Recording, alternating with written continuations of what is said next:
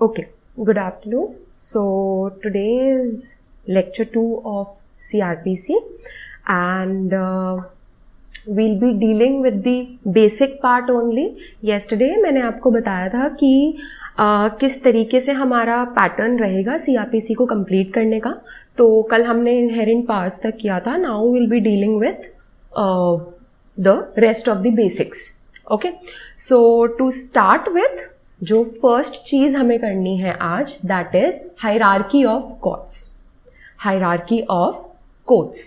तो criminal law में किस तरीके से कोर्ट्स की हायरार्की है, that we will be doing. कि सुपीरियर, मोस्ट सुपीरियर कोर्ट कौन सा है, देन उसका सबऑर्डिनेट कौन है, देन उसका सबऑर्डिनेट कौन है. तो that is the hierarchy of courts which will be like we will be dealing today. Okay, so firstly I would like to make a chart. एक चार्ट के थ्रू मैं आपको समझाऊंगी कि कौन सी हमारे क्रिमिनल लॉ में कोर्ट्स होती हैं और उनकी हायरार्की क्या होती है. ओके, सो बेसिकली अगर हम थ्योरेटिकल वाइज फर्स्टली देखें तो जो आपका हायरार्की ऑफ कोर्ट्स है वो आपका सेक्शन 6 में दिया गया है. Hierarchy of courts is given under section 6 in CRPC. Okay, तो सेक्शन 6 के अकॉर्डिंग CRPC में जो कोर्ट्स की हायरार्की है that is starting from the high court. The top most court is high court. Okay, high court के बाद high court के सब ऑर्डिनेशन में आती है court of session, that is sessions court. Okay, court of session के ही adjacent jurisdiction जो होता है वो होता है एडिशनल सेशन जज. ओके, कोर्ट ऑफ सेशन या फिर सेशन जज जो इसको हम बोलते हैं वो आएगा, और उसी के साथ साथ एडिशनल सेशन जज. As the name itself advises कि सेशन जज एक एडिशन कर देते हैं जब हम सेशन जज में, दैट इज एडिशनल सेशन जज. एडिशनल सेशन जज is no one but a session जज हिमसेल्फ. तो एक सेशन जज जब इट इज लाइक जब ऐसी रिक्वायरमेंट होती है कि ऐसा लगता है कि दिस डिस्ट्रिक्ट में, इस सेशन डिवीजन में सेशन जजेस की और जरूरत है, तो सेशन जज के साथ साथ एडिशनल सेशन जजेस को भी अपॉइंट कर लिया जाता है. ओके, तो सेशन जज और एडिशनल सेशन जज की जो हायरार्की होती है it is on the same level. Okay, तो सेशन जज, एडिशनल सेशन जज के बाद आता है असिस्टेंट सेशन जज. असिस्टेंट सेशन जज, असिस्टेंट सेशन जज is subordinate to the session जज. ओके, देन असिस्टेंट सेशन जज के बाद हमारा आता है चीफ जुडिशियल मजिस्ट्रेट, CJM, जिसको हम नॉर्मल टर्म्स में हम लोग रेफर करते हैं CJM. तो वो होता है chief judicial magistrate. Chief judicial magistrate के सेम ही लेवल की हायरार्की में आता है, सेम सेशन जज के जैसा केस है, additional chief judicial magistrate. Additional chief judicial magistrate.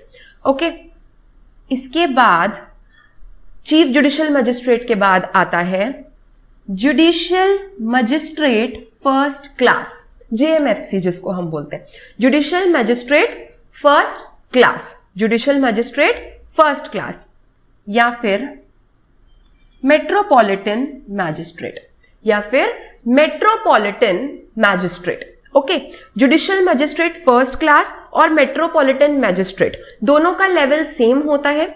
Judicial magistrate first class वो होता है जो जुडिशियल मजिस्ट्रेट है, बट अगर वही जुडिशियल मजिस्ट्रेट किसी मेट्रोपॉलिटन सिटी, मेट्रोपॉलिटन एरिया में होता है तो उस जुडिशियल मजिस्ट्रेट फर्स्ट क्लास को मेट्रोपॉलिटन मजिस्ट्रेट बोला जाता है.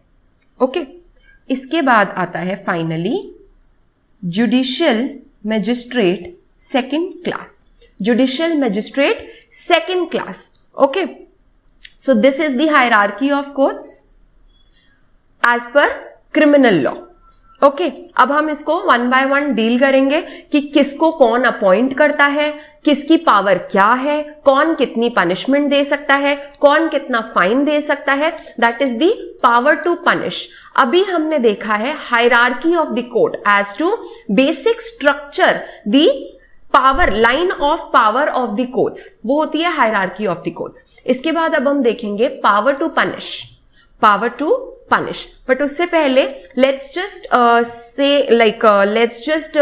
सी इन ब्रीफ कि किस हायरार्की के लेवल को कौन अपॉइंट करेगा। Okay so we will start with court of session. We will start with court of session. एक सेशन डिवीजन में कोर्ट ऑफ सेशन को इस्टैब्लिश करने का काम किसका होता है? Will be referring the sections along with this, we'll be referring sections along with this. तो section 9 of the CRPC deals with court of session. Okay तो एक सेशन डिवीजन में कोर्ट ऑफ सेशन को इस्टेब्लिश कौन करता है? Establish करता है state government. State government establish करेगी एक सेशन डिवीजन में कोर्ट ऑफ सेशन को। ओके हर एक कोर्ट ऑफ सेशन का जो जज होगा it shall be appointed by the high court. Okay so court of session में क्या होगा? इस्टैब्लिश करेगी स्टेट गवर्नमेंट, बट जज अपॉइंट कौन करेगा? जो सेशन जज है उसको अपॉइंट कौन करेगा? High court. See these questions are very important. The hierarchy and power to punish वाला जो पार्ट है it is very important from the prelims point of view. Generally mains में नहीं पूछा जाता है ये generally, but yeah you can not expect. Okay you can not predict anything. आपको एक्सपेक्ट करके चलना ही है, आप प्रेडिक्ट नहीं कर सकते हो। But generally as per the trend prelims में कई बार ये पूछा जाता है, बट मेंस में जनरली नहीं पूछा जाता है। But we have to prepare ourselves mains के हिसाब से ही, तो we have to study in detail. Okay तो सेशन जज और सेशन जज कोर्ट ऑफ सेशन इस्टेब्लिश कौन करता है? स्टेट गवर्नमेंट, बट सेशन जज को अपॉइंट कौन करेगा? High court. Okay all right. Assistant session judge shall be subordinate to the session judge. Assistant session judge shall be subordinate to the session judge. और assistant session judge से regarding जितने भी rules हैं, जितने भी directions हैं, वो कौन फॉर्मुलेट करेगा? सेशन जज ओनली। ओके इसके अलावा इसके बाद coming to the next we come to CJM and additional CJM। Okay तो Section 12 of the CRPC deals with CJM, Chief Judicial Magistrate, and Additional Chief Judicial Magistrate. Chief Judicial Magistrate and Additional Chief Judicial Magistrate. तो Chief Judicial Magistrate और Additional Chief Judicial Magistrate को appoint कौन करेगा? High court. Appoint कौन करेगा? High court. Okay then coming to judicial magistrate first class. Judicial magistrate first class के case में, judicial magistrate first class के केस में क्या होता है कि first let me show you the section 11 of the CRPC deals with judicial magistrate first class. Okay, judicial magistrate first class and judicial magistrate second class दोनों कहां deal किए गए हैं? सेक्शन 11 में डील किए गए हैं। Okay so judicial magistrate first class and second class को इस्टैब्लिश एक डिस्ट्रिक्ट में कौन करेगा? It will be done by state government but after consultation with the high court. So state government after consultation with the high court क्या करेंगे? Establish करेंगे एक district के अंदर जुडिशियल मजिस्ट्रेट्स को। It can B judicial magistrate first class and it can B judicial magistrate second class. So section 11 deals with that. But judicial magistrate first class और second class के जो जजेस है, जो जुडिशियल मजिस्ट्रेट है, उनको appoint कौन करेगा? उनको भी हाई कोर्ट अपॉइंट करता है, उनको भी हाई कोर्ट अपॉइंट करता है। Okay, same both for both, ठीक है, for both high court appoint करेगा। So this is the hierarchy of judicial magistrates and like court of session, CJM, JMFC, JMSC। Okay, ये तो है हायरार्की जुडिशियल मजिस्ट्रेट्स की। इसके बाद एज पर सेक्शन 6, इसके बाद नेक्स्ट हायरार्की अगर हम एग्जीक्यूटिव, ये तो है जुडिशियल लेवल पे, अगर हम एग्जीक्यूटिव लेवल पे देखते हैं तो आते हैं एग्जीक्यूटिव मजिस्ट्रेट्स। एग्जीक्यूटिव मजिस्ट्रेट्स ये एग्जीक्यूटिव लेवल पे आते हैं, बट जुडिशियल लेवल पे अगर हम बात करेंगे तो court of session, firstly high court, okay, then court of session, then assistant session जज, देन CJM और additional CJM, then JMFC, then JMSC। और अगर एग्जीक्यूटिव लेवल पे हम बात करते हैं तो आएगा एग्जीक्यूटिव मजिस्ट्रेट्स। ओके, अब हम इसके साथ अब देखेंगे power to punish. Okay, power to punish जो है, I will go back to section 28 of the CRPC deals with power to punish. Section 28 of CRPC deals with power to punish. Okay, so one by one हम deal करेंगे कि कौन से court के पास कितनी imprisonment, कितना फाइन देने की पावर है। Okay, we'll start with high court. High court being the most superior court in the line of criminal courts, hierarchy में अगर हम देखें high court is the superior one. तो क्योंकि high court most superior one है तो high court has the power to pass any sentence, any sentence, कोई भी सेंटेंस हो, कोई भी फाइन हो, कोई भी imprisonment हो, High Court has the power to deal with that. All right.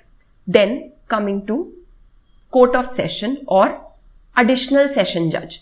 So Session Judge और Additional Session Judge के पास power है to give any sentence, to give any sentence but to differentiate from high court। अब high court के पास भी any sentence की power है और court of session और एडिशनल सेशन जज के पास भी एनी सेंटेंस की पावर है, तो दोनों में डिफरेंशिएट कैसे करेंगे हम? दोनों में डिफरेंशिएट करने के लिए हमने कोर्ट ऑफ सेशन या फिर एडिशनल सेशन जज की पावर पे एक लिमिटेशन लगा रखी है। वो क्या है कि कोर्ट ऑफ सेशन या एडिशनल सेशन जज जो है वो कोई भी सेंटेंस पास कर सकता है accept in cases, in case which case, जब वो डेथ सेंटेंस पास करे। अगर कोर्ट ऑफ सेशन या एडिशनल सेशन जज कोई भी डेथ सेंटेंस पास करता है इन एनी केस, तो वो डेथ सेंटेंस एग्जीक्यूट करने से पहले it has to be confirmed by the high court. So court of session and additional session judge can pass any sentence, but in cases of death sentence, confirmation has to be taken from the high court. Then only the death sentence can be executed. Okay. Then coming next to assistant session judge. Assistant session judge के case में क्या होता है? Assistant session judge can pass a sentence up to 10 years. And fine of any amount. Okay, तो fine of any amount but imprisonment only up to 10 years. Assistant session judge जो होगा वो सिर्फ 10 साल तक की imprisonment की सजा दे सकता है, but fine किसी भी amount का दे सकता है. Okay, then coming to CJM or additional CJM, the power to punish is up to 7 years and fine. Of any amount. तो अगर हम CJM या एडिशनल CJM की बात करते हैं तो इनकी पावर क्या होती है कि वो इम्प्रिजनमेंट दे सकते हैं but up to 7 years only and fine of any amount, fine of any amount. Coming to JMFC judicial magistrate first class, इसकी पावर होती है up to 3 years and fine of rupees 10,000. Okay, coming to judicial magistrate first class, उसकी power कितनी है कि वो imprisonment दे सकता है अप टू 3 years, सिर्फ 3 years तक की इम्प्रिजनमेंट दे सकता है एंड फाइन अप टू 10,000। तो 10,000 तक का फाइन एंड 3 साल तक की इम्प्रिजनमेंट की सजा JMFC दे सकता है, उसकी ये पावर है। Now coming to JMSC judicial magistrate second class, up to 1 year and fine up to 5,000, fine up to 5,000। तो अगर जुडिशियल मजिस्ट्रेट सेकेंड क्लास की बात करते हैं तो कितनी पावर है उसकी कि इम्प्रिजनमेंट अप टू 1 year, 1 साल तक की इम्प्रिजनमेंट दे सकता है और 5,000 तक का फाइन दे सकता है। Okay, so this is the hierarchy of courts and the power to punish. Hierarchy of courts आपकी सेक्शन 6 में दी गई है and power to punish आपकी सेक्शन 28 में दी गई है। All right? So this was the first part of the basics. Now we will be dealing with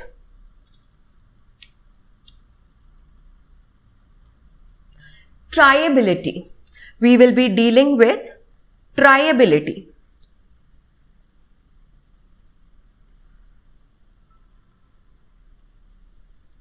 Triability of the courts. Triability. What do you mean by triability? Triability का मतलब होता है कि एक कोर्ट किस केस को try कर सकता है। Which court can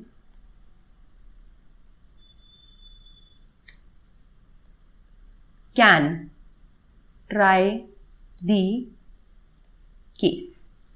Which court can try the case? अब कौन ट्राई करेगा इस केस को? हमने पावर देख ली, but according to the case कौन सा केस कौन सा कोर्ट ट्राई करेगा वो हमें पता चलता है ट्रायबिलिटी से, and it has been given under section 26 of criminal procedure code. Okay, I will just show you the bare section. This is the section 26 of the Criminal Procedure Code, CRPC. According to section 26 of CRPC, कौन सी courts tribal हैं, we will be just dealing with it. So, section 26 बोलता है कि अगर कोई offense commit हुआ है which is an offense under Indian Penal Code, IPC. Okay, तो कौन सी कोर्ट्स ट्राई कर सकती हैं? Firstly the high court, then the court of session, then the court of session can try, and after that any magistrate as mentioned under Schedule 1 and any magistrate as mentioned under Schedule 1. Okay, so अगर हम section देखते हैं, section 26 बोलता है अगर कोई offence है under IPC, it can be tried by high court, the court of session, any other court which is given under the first schedule. जो हमारा फर्स्ट शेड्यूल है उसमें according to the offences it is given कि किस offence को कौन सी court try कर सकती है. Okay, all right. तो अगर कोई ऐसा केस है जिनको ये सारे कोर्ट्स ट्राई कर सकते हैं, जिसमें लिखा है any court, okay, for example अगर हम थेफ्ट का एग्जाम्पल लेते हैं, आई will just explain this with the example.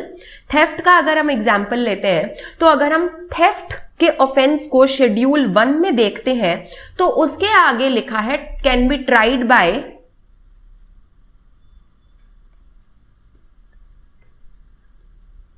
Any magistrate,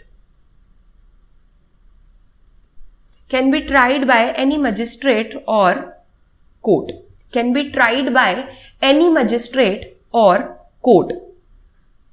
Okay, so इस केसेस में, थेफ्ट के केस में अगर हम अकॉर्डिंग टू शेड्यूल जाते हैं तो एनी मजिस्ट्रेट एनी कोर्ट लिखा है, इसका मतलब थेफ्ट के केस को हाई कोर्ट भी ट्राई कर सकता है, कोर्ट ऑफ सेशन भी ट्राई कर सकता है, और कोई भी any other magistrate like JMFC वो भी ट्राई कर सकता है। तो it can be tried either by the high court और by the court of session or by any magistrate like JMFC. Okay, so अगर ऐसा केस है कि एनी कोर्ट है, तो हम बोलते हैं that all these court, high court, court of session, JMFC, they have concurrent jurisdiction. They have concurrent jurisdiction. Concurrent means something which is parallel. Something which is parallel, simultaneous. Simultaneous मतलब along with the. Okay. So, high court का भी jurisdiction बनता है, court of session का भी jurisdiction बनता है, JMFC का भी jurisdiction बनता है। जब इन सबका jurisdiction एक साथ बन रहा है, तो हम उसको बोलते हैं concurrent jurisdiction.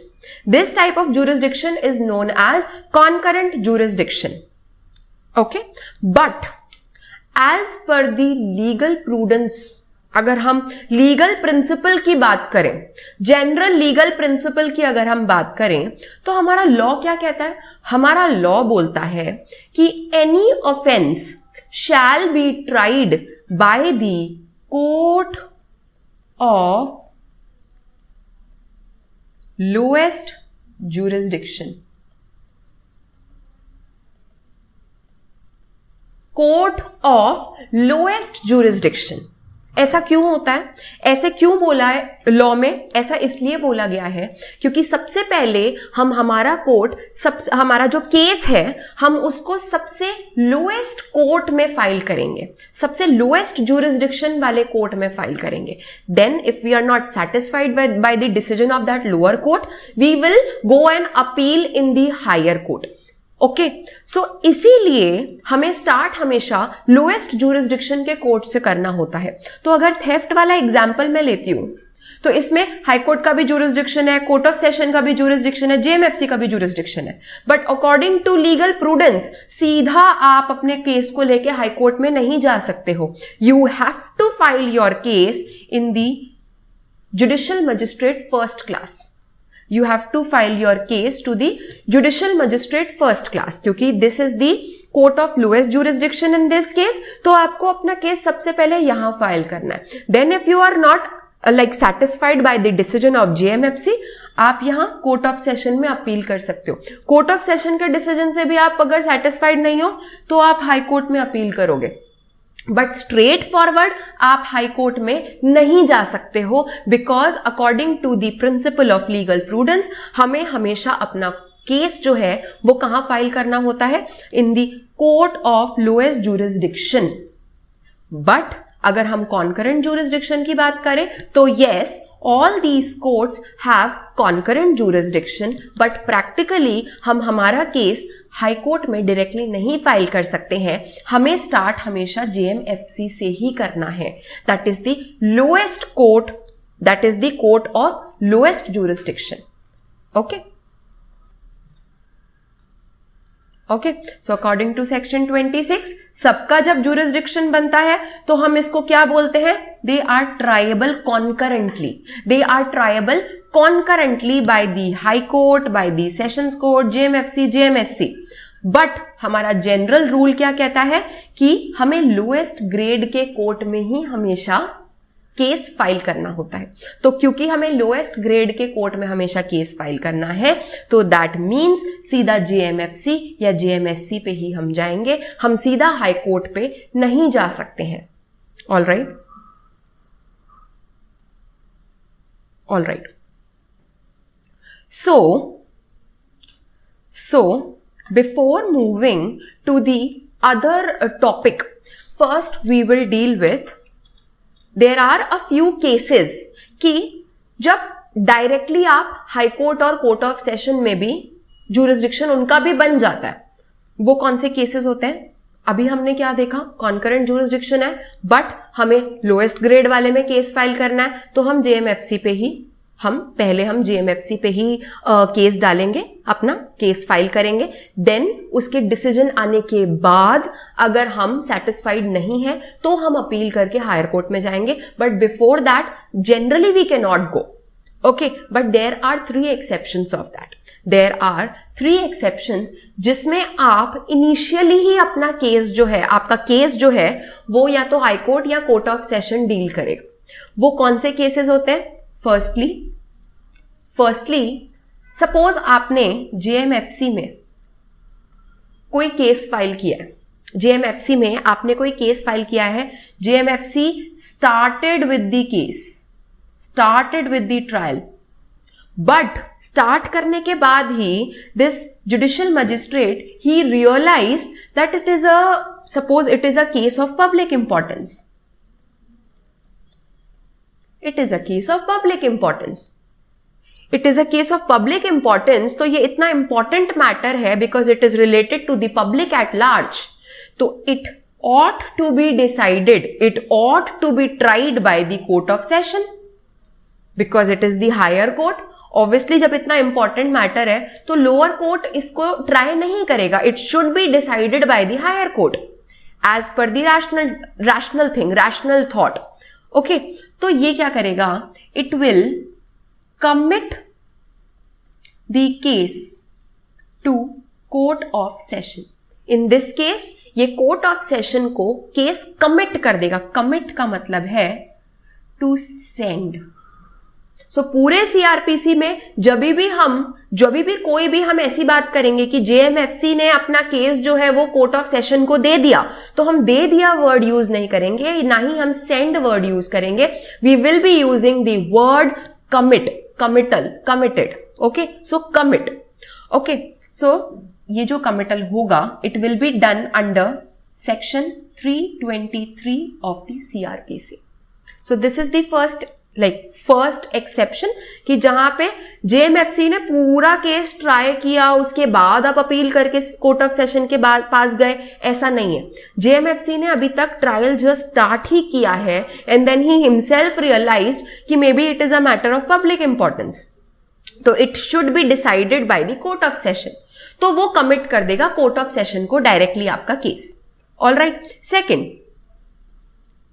Second maybe JMFC ने केस स्टार्ट कर दिया है, but during the trial, during the case, जो कोर्ट ऑफ सेशन है ये विथड्रॉ कर लेता है case due to any reason, withdraws the case, it withdraws the case, तो ये फिर it will be triable by the court of session only. Third, JMFC में स्टार्ट हुआ है तो जुडिशियल मजिस्ट्रेट फर्स्ट क्लास ने स्टार्ट किया है, ट्रायल चल रहा है, but middle of the trial the high court due to some reason withdraws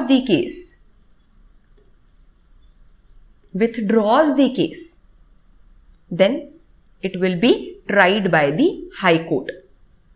It will be tried by the high court. तो ये 3 एक्सेप्शंस हैं जिसमें आप डायरेक्टली आपका case first trial, first decision ही जो आपका केस का है वो या तो कोर्ट ऑफ सेशन से आ रहा है या हाई कोर्ट से आ रहा है, बट अदर देन दीज आपको हमेशा अपना केस लोएस्ट ग्रेड के कोर्ट में ही फाइल करना है। You have to start by that and then afterward appeal के थ्रू ही आप हायर कोर्ट में जा सकते हो। All right, so court of session से रिगार्डिंग एक extra thing I would like to tell you here अगर हम कोर्ट ऑफ सेशन की बात करते हैं, and this fact is very important from the prelims point of view, very often ये question prelims में पूछा जाता है कोर्ट ऑफ सेशन से रिगार्डिंग। तो कोर्ट ऑफ सेशन के रिगार्डिंग सेक्शन 193 जो है, सेक्शन 193 ऑफ द सीआरपीसी ये बोलता है कि कोर्ट ऑफ सेशन कभी भी डायरेक्टली किसी केस का कॉग्निजेंस नहीं लेगा, कभी भी डायरेक्टली किसी केस का कॉग्निजेंस नहीं लेगा until and unless the case is committed to the court of session by JMFC, by JMFC। Okay, तो कोर्ट ऑफ सेशन सिर्फ अपना कॉग्निजेंस कब लेगा? Only when the case is committed to it by the JMFC। Directly किसी case पे at the first hand court of session cognizance नहीं लेगा। But इसके दो एक्सेप्शंस हैं और ये एक्सेप्शंस ही आपके प्रीलिम्स में एमसीक्यूज में पूछे जाते हैं। और इसके एक्सेप्शंस क्या है? Section 199 clause 2 and section 319।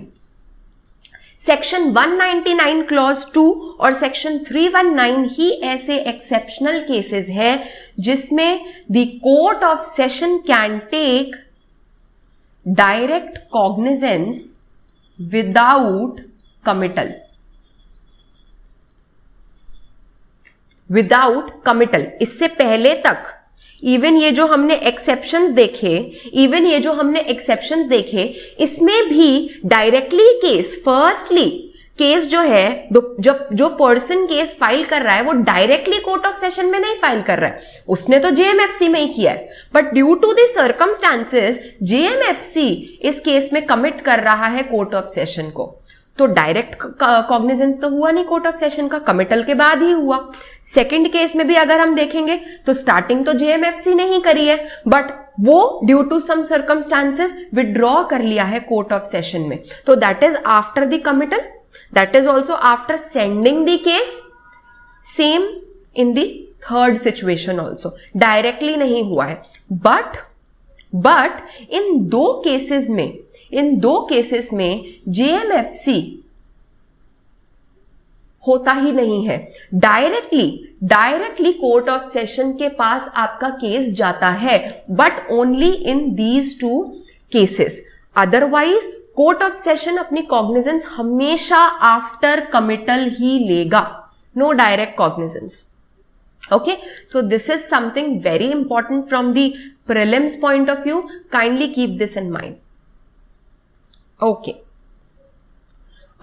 so next we will be dealing with the kinds of cases as in कि अगर आपको CRPC में एंटर करना है, अगर आपको क्रिमिनल लॉ में अपना केस स्टार्ट करवाना है, if you want to enter into the procedure of law of crime, तो आप कैसे एंटर कर सकते हो? आप तीन तरीके से एंटर कर सकते हो। फर्स्टली थ्रू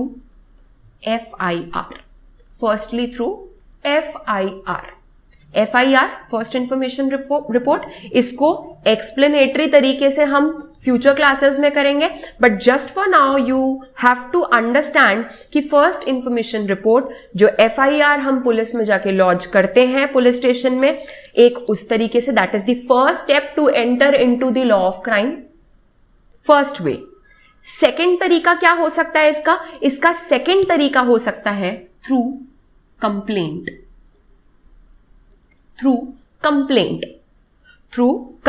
कंप्लेंट क्या होती है? Complaint, it is like an information given to the magistrate that some offence has been committed. यहां पे आप पुलिस स्टेशन में जाके FIR लॉन्च करते हो, यहां पे आप एक इंफॉर्मेशन देते हो that such and such offence has been committed and complaint is given to the magistrate. Okay, and third is information.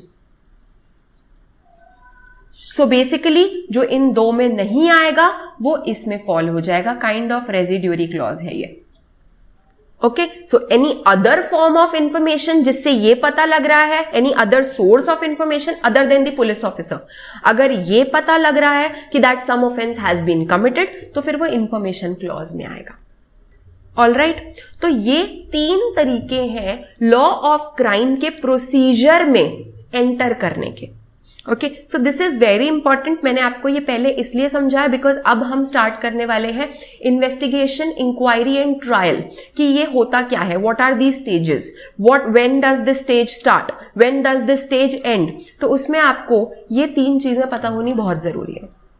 Alright, so now we will be dealing with investigation first.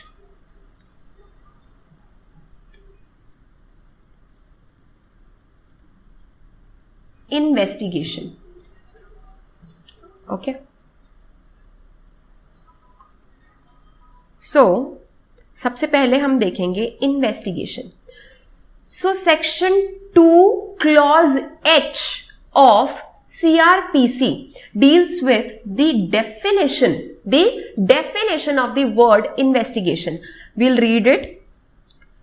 Investigation includes all the proceedings under this code for the collection of the evidence conducted by the police officer or by any person other than the magistrate who is authorized by the magistrate.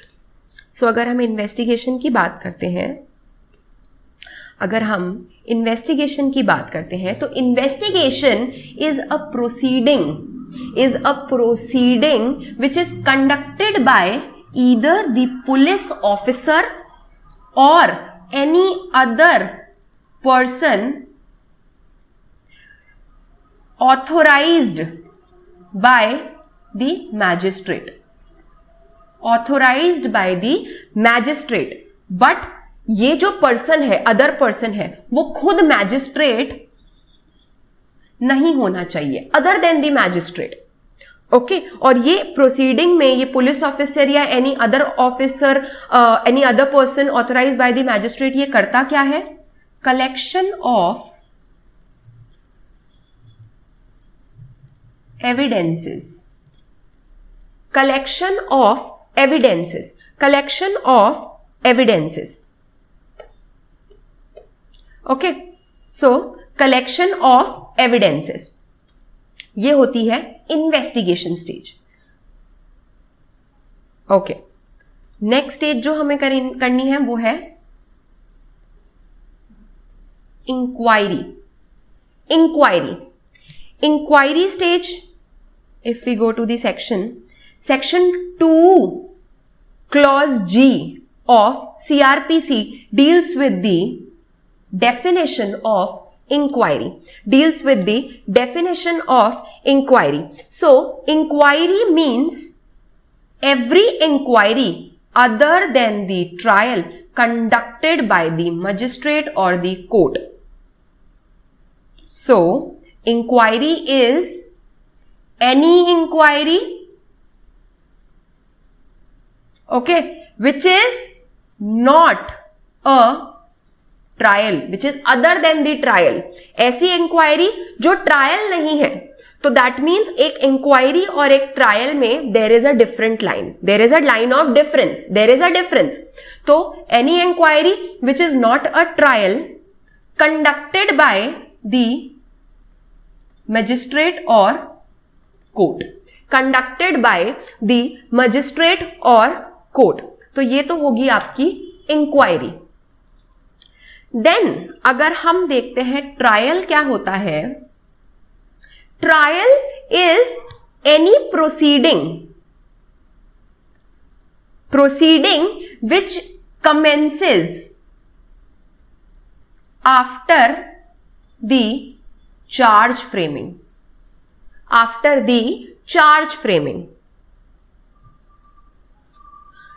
Trial is a proceeding which starts after the framing of charges. So trial inquiry के बाद start होता है always, because inquiry की definition में हमने क्या देखा, inquiry is any inquiry other than the trial which is not a trial. That means inquiry अलग है, ट्रायल अलग है। और ट्रायल की डेफिनेशन क्या है, ट्रायल वो इंक्वायरी है जो चार्ज फ्रेमिंग के बाद शुरू होती है। तो इसका मतलब क्या हुआ, इंप्लाइड मीनिंग कि चार्ज फ्रेमिंग से पहले वाली इंक्वायरी 2G वाली इंक्वायरी होगी, सेक्शन 2G वाली इंक्वायरी होगी, और चार्ज फ्रेमिंग के बाद वाली इंक्वायरी हमारा ट्रायल होगा, उसके बाद वाली इंक्वायरी हमारा ट्रायल होगा। तो इसको हम अब प्रोसीजर वाइज देखेंगे। तो मैंने आपको 3 तरीके बताए जिससे कि हम लॉ ऑफ क्राइम के प्रोसीजर में we can enter. Okay, so first was FIR। अब एक FIR केस का पूरा प्रोसीजर क्या होता है ये अब हम देखेंगे, और उस पूरे प्रोसीजर में क्या इन्वेस्टिगेशन वाला पार्ट है, क्या इंक्वायरी वाला पार्ट है, और क्या ट्रायल वाला पार्ट है, that we will be seeing through this chart. Okay, so FIR के स्टेज में क्या होता है, FIR वाले केस में सबसे पहले FIR फाइल होगी। FIR लॉन्च होने के बाद उस FIR पे पुलिस ऑफिसर अपनी पुलिस रिपोर्ट बनाता है।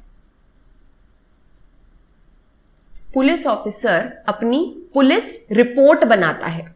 ओके, पुलिस रिपोर्ट मजिस्ट्रेट के सामने पेश की जाती है। उसके ऊपर the magistrate takes cognizance. Cognizance लेने के बाद the magistrate issues the process. ये सारी चीजें हम अपकमिंग क्लासेस में डिटेल में डील करेंगे, अभी मैं आपको सिर्फ बेसिकली लाइन ऑफ प्रोसेस बता रही हूं। ओके, तो कॉग्निजेंस हुआ पुलिस की रिपोर्ट पे, कॉग्निजेंस लेने के बाद प्रोसेस इशू किया जाता है। प्रोसेस इशू का मतलब है start the proceeding. Okay, process issue करने के बाद अक्यूज्ड को सारे डॉक्यूमेंट्स दिए जाते हैं। For example police report, okay, police की जो रिपोर्ट है और भी जो वेरियस डॉक्यूमेंट्स हैं, वो सारे डॉक्यूमेंट्स, स्टेटमेंट्स की कॉपी है, वो सब अक्यूज्ड को दिए जाते हैं। ओके, ये डॉक्यूमेंट्स देने के बाद this stage is charge framing stage. Then court जो है डॉक्यूमेंट्स देने के बाद चार्जेस फ्रेम करते हैं। चार्जेस फ्रेम करने का मतलब क्या होता है, उसमें वो ग्राउंड्स लिखे गए हैं, वो ऑफेंसेस लिखे गए हैं, जिन ऑफेंसेस और जिन ग्राउंड्स के बेसिस पे हम ये प्रोसीडिंग स्टार्ट कर रहे हैं कि हम किन ग्राउंड्स पे, ए सपोज एक अक्यूज्ड है, तो ए के अगेंस्ट अगर हम कोर्ट में ये प्रोसीडिंग स्टार्ट कर रहे हैं तो उसके पीछे ऑफेंसेस कौन से हैं, कौन से ग्राउंड्स हैं, वो होती है चार्ज फ्रेमिंग। चार्ज फ्रेमिंग के बाद स्टार्ट हो जाता है आपका trial, that is the proceeding, जिसको हम बोलते हैं कार्यवाही, सुनवाई, जिसमें कि hearing of the parties, prosecution evidences, defence evidences, argument, examination, cross examination etcetera, evidence stage जो आती है बेसिकली, एविडेंस स्टेज। और ट्रायल के बाद लास्ट स्टेज जो हमारी होती है वो होती है जजमेंट।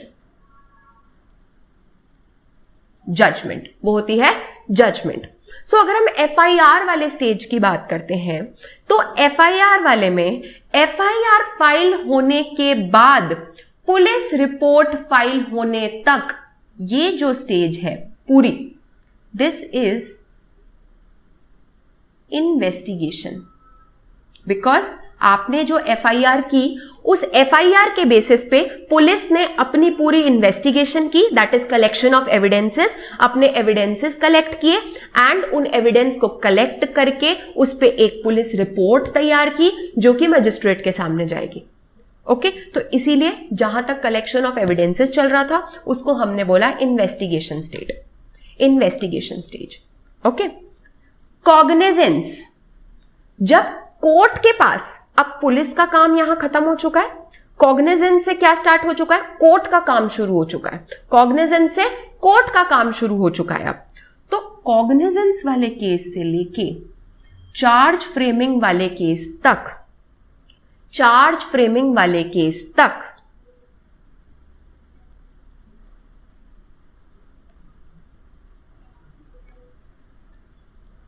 इंक्वायरी स्टेज चलती है। कॉग्निजेंस वाले स्टेज से लेके चार्ज फ्रेमिंग वाले स्टेज तक इंक्वायरी स्टेज चलती है आपकी, इंक्वायरी फेज चलता है आपका। ओके और जैसे हमने ट्रायल की डेफिनेशन देखी कि trial starts after the framing of charge, तो फ्रेमिंग ऑफ चार्ज के बाद का जितना भी प्रोसेस है, evidences collection, evidences like hearing of the parties, examination etcetera, इसको हम बोलते हैं ट्रायल, इसको हम बोलते हैं ट्रायल। तो ये आपकी 3 स्टेजेस हैं, कहां से शुरू हुई, कहां पे खत्म हुई, सेकंड स्टेज कहां से शुरू हुई, कहां पे खत्म हुई, थर्ड स्टेज कहां से शुरू हुई, कहां पे खत्म हुई इन FIR cases. Okay, next is complaint cases. Next मैंने बताया था कि कंप्लेंट के थ्रू हम क्रिमिनल लॉ में एंटर कर सकते हैं। तो next is complaint case. Complaint case में क्या होता है कि सीधा जो पर्सन है वो किसी ऑफेंस के कमीशन से रिलेटेड कंप्लेंट करता है मैजिस्ट्रेट को। तो क्योंकि कंप्लेंट सीधा मैजिस्ट्रेट को हो रही है तो इसी पे directly the magistrate takes cognizance, the magistrate takes cognizance. Cognizance लेने के बाद the magistrate conducts complaint proceedings।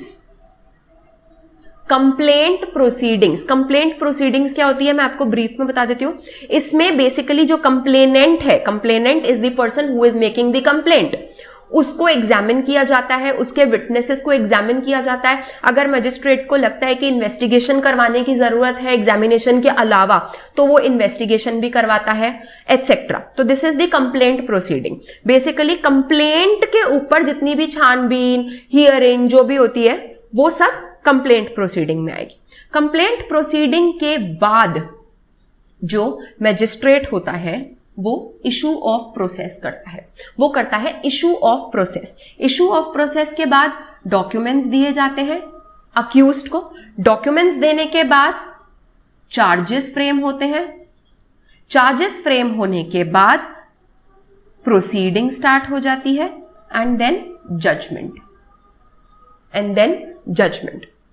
All right, so complaint proceeding में क्योंकि कोई FIR, कोई इंफॉर्मेशन पुलिस के पास नहीं गई है, directly the complaint has been made to the court, that means police की इन्वेस्टिगेशन यहां नहीं है।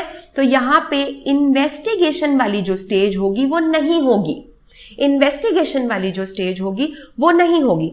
यहां पे जो स्टार्टिंग ही स्टेज होगी आपकी टिल चार्जेस, वो होगी आपकी इंक्वायरी।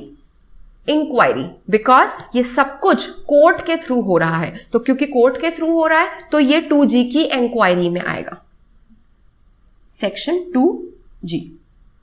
ओके, इन्वेस्टिगेशन यहां नहीं है क्योंकि पुलिस ऑफिसर का कोई रोल नहीं है यहां पे। चार्जेस के बाद पूरा जो है आपका that will be trial as we saw. Okay, तो ये था आपका कंप्लेंट केस। कंप्लेंट केस के बाद आता है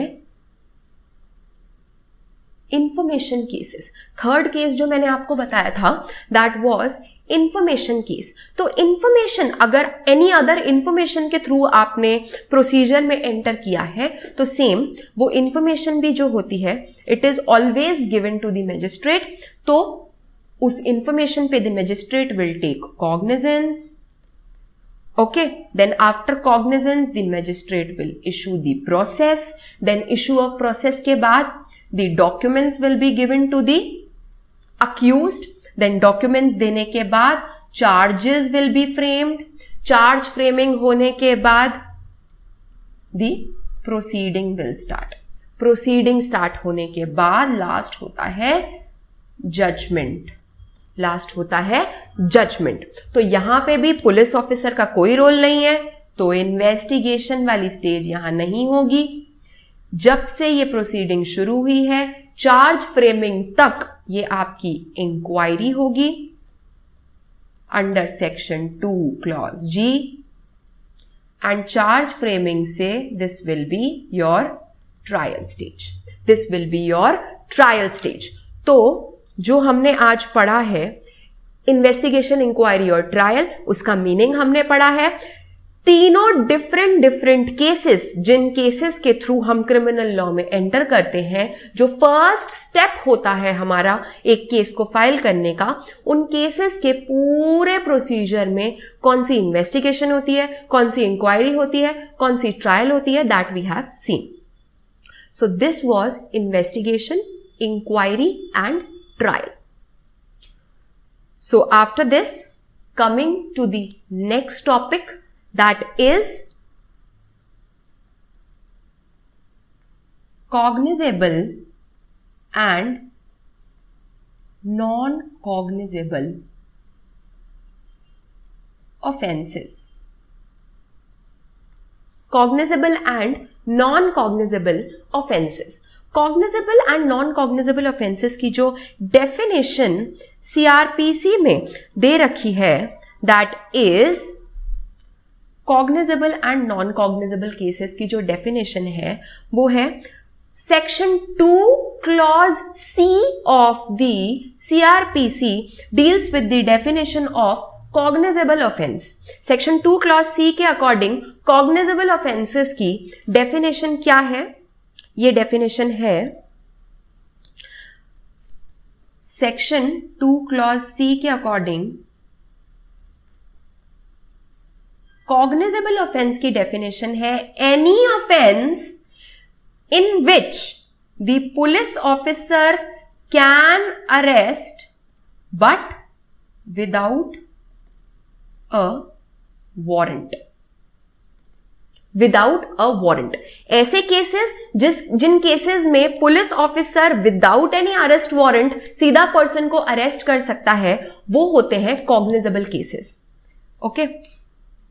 and at the same time section 2 clause L of CRPC deals with the definition of non-cognizable offenses. Of non-cognizable offenses, it means any offense जो कि non-cognizable offense in which police officer has no authority to arrest without warrant. Okay, तो non-cognizable offense क्या होंगे? Non-cognizable offenses होंगे जहां पे जो police officer है cannot arrest without warrant. That means अगर नॉन कॉग्निजेबल ऑफेंस है तो police officer non cognizable offence के केस में किसी भी पर्सन को अरेस्ट करने से पहले क्या करेगा? पहले मजिस्ट्रेट से एक अरेस्ट वारंट इशू करवाएगा and then only he can arrest the person, otherwise he can not arrest directly.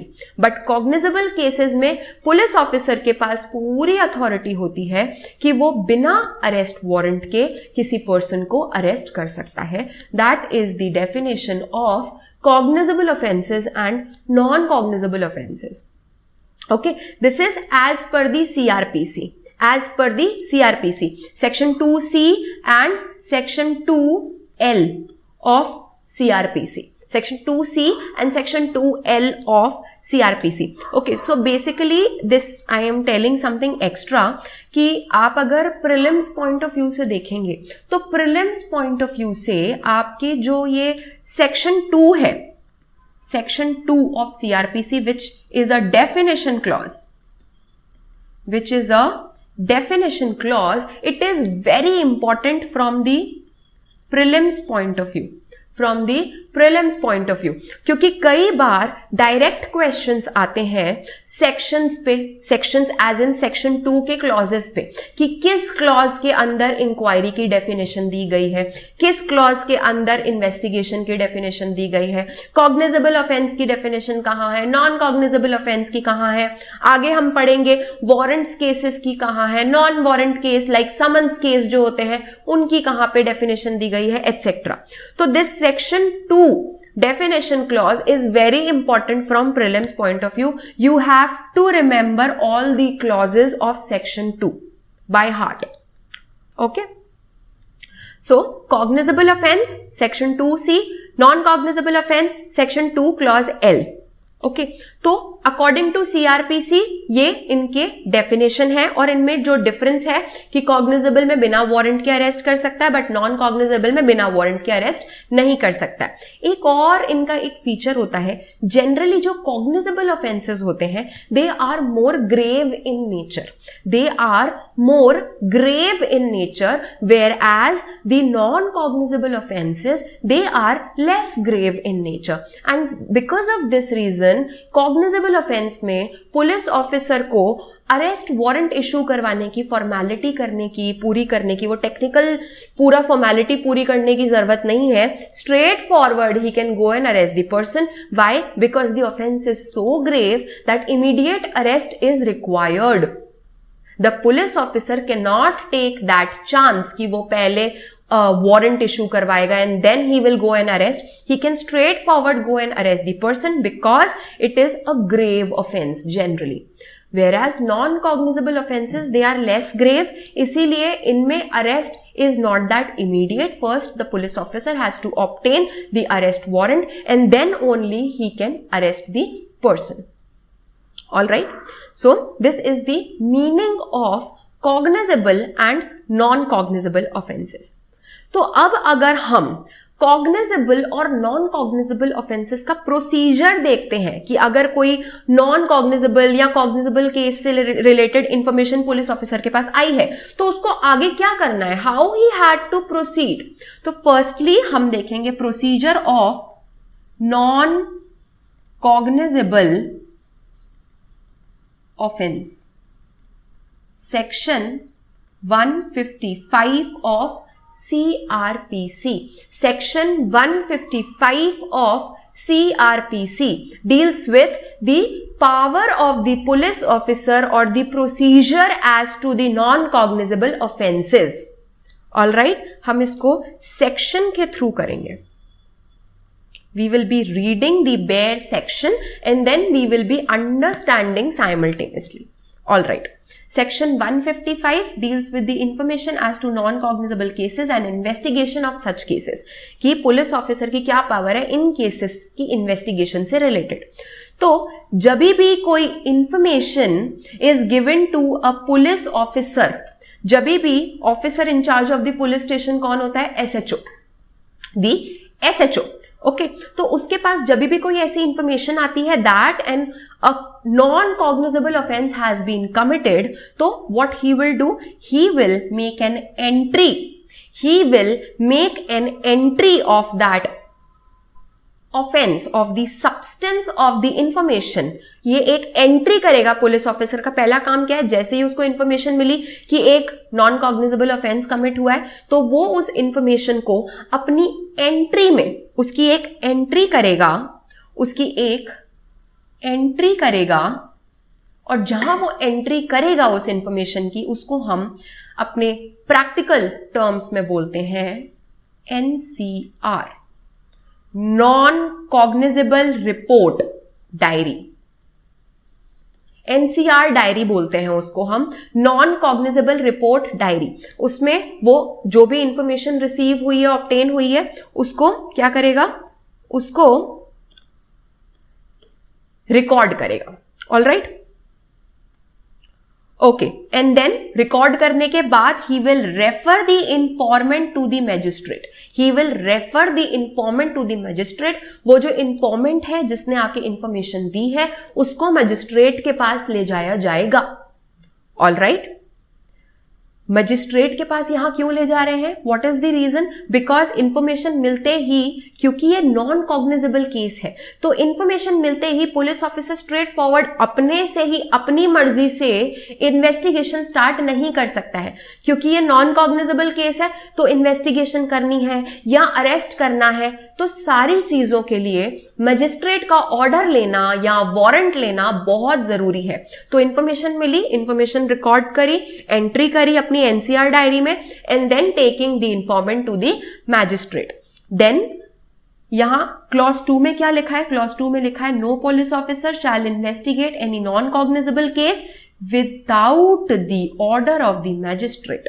Without the order of the magistrate, कोई भी पुलिस ऑफिसर बिना मैजिस्ट्रेट के ऑर्डर के बिना मैजिस्ट्रेट के ऑर्डर के किसी भी नॉन कॉग्निजेबल केस में इन्वेस्टिगेशन स्टार्ट नहीं कर सकता है।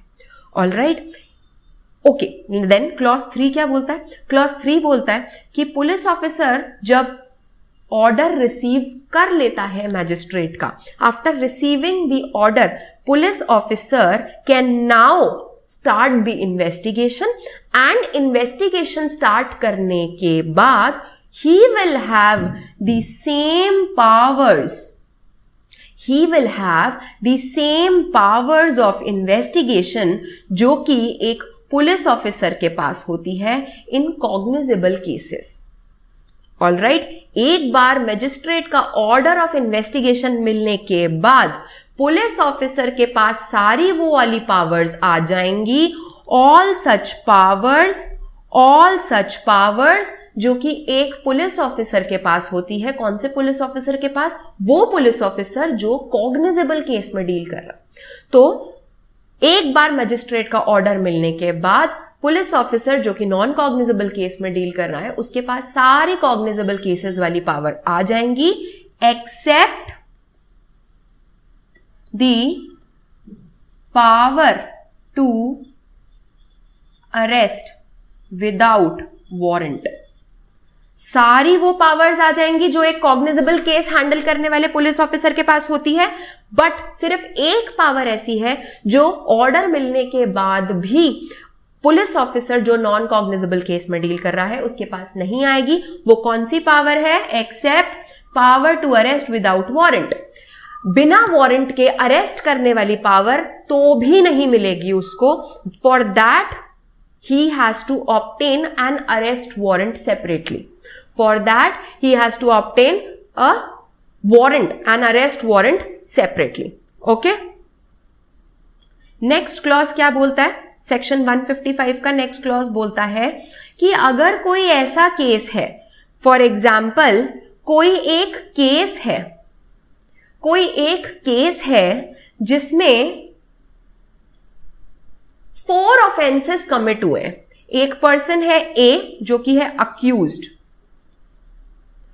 उस पे एक केस चल रहा है और इस अकेले पर्सन ए ने 4 ऑफेंसेस जो है कमिट किए हैं। Offence 1, offence 2, offence 3, offence 4।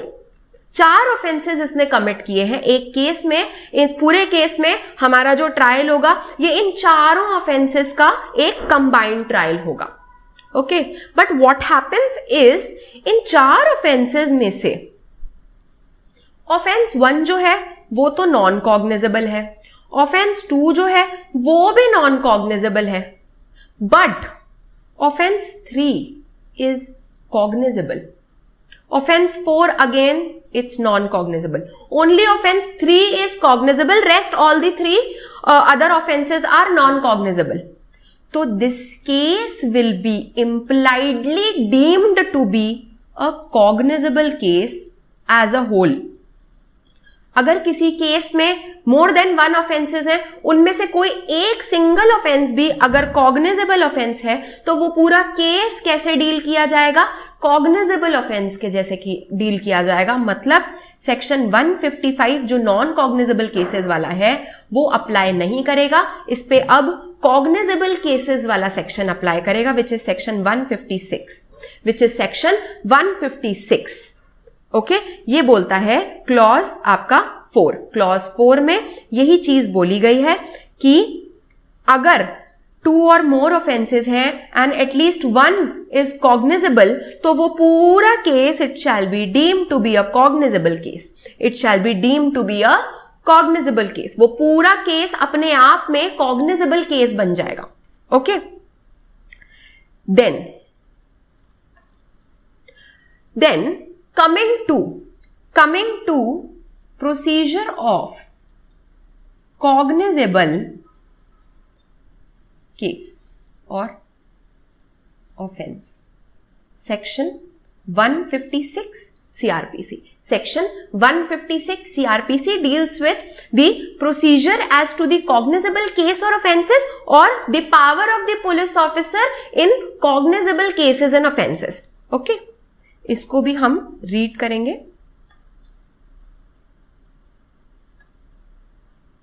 So we will be reading this. Okay. Section 156. Section 156 of the CRPC deals with police officers' power to investigate cognizable cases. Police officers' power to investigate cognizable cases. Okay, section 156 में cognizable cases से related police officer की जो भी power है वो दी गई है. Okay, तो हम पहले सेक्शन रीड करेंगे. तो सेक्शन क्या कहता है? सेक्शन कहता है कि एनी ऑफिसर, एसएचओ, ठीक है, एसएचओ, जो एसएचओ है हमारा, वो without the order of the magistrate investigate करेगा कॉग्निजेबल केस को. All right. So cognizable cases में the investigation shall be done without the order of magistrate. Without the order of magistrate. हमने 155 में क्या देखा था? उसने एंट्री करी, स्ट्रेट एंट्री करने के बाद इंफॉर्मेंट को मजिस्ट्रेट के पास ले गया to obtain the power, to obtain the order of investigation. But in 156 जैसे ही उसको इंफॉर्मेशन मिली as to cognizable case, he will start the investigation without obtaining the order of the magistrate. Without obtaining the order of the magistrate. Without obtaining the order of the magistrate. Clause 2 क्या बोलता है? Clause 2 बोलता है कि no proceeding of a police officer shall be called in question on the ground that such officer was not empowered. क्योंकि obviously officer जो है he is not required to obtain the order of the magistrate. कोई जरूरी नहीं है. Section 156 clause 1 में already बोला गया है कि कोई जरूरी नहीं है कि आपको ऑर्डर ऑफ द मजिस्ट्रेट लेना है to investigate. You can start with your investigation on your own. तो इसीलिए आगे जाके कोई भी ऐसी प्रोसीडिंग या कोई भी ऐसे पुलिस ऑफिसर की पावर पे कोई क्वेश्चन नहीं किया जाएगा. क्या क्वेश्चन नहीं किया जाएगा? कि that police officer was not empowered to investigate, because there is no question of empowerment as such, because ये एक नॉन कॉग्निजेबल ऑफेंस नहीं है. इसीलिए कॉग्निजेबल ऑफेंस होते हुए पुलिस ऑफिसर इनहेरेंटली एम्पावर्ड होता है to start the investigation. Okay. Clause 3, any magistrate may order an investigation. 156 Clause 3 क्या बोलता है? कि generally court of session, generally magistrate जो है वो पावर नहीं देगा पुलिस ऑफिसर को कि आप इन्वेस्टिगेशन शुरू करो. That police officer obtained in 155 non cognizable cases में. रादर कॉग्निजेबल केसेस में क्या होता है कि police officer can start the investigation, but there are circumstances. Section 156 clause 3 is very important. There are circumstances when the police officer may be he refuses to investigate. He does not start the investigation in cognizable case. वैसे तो he is empowered कि he can do it without the order of the magistrate. But if he refuses to investigate, he does not start with the investigation, then what happens? Then the informant can straightforward come to the magistrate and magistrate can order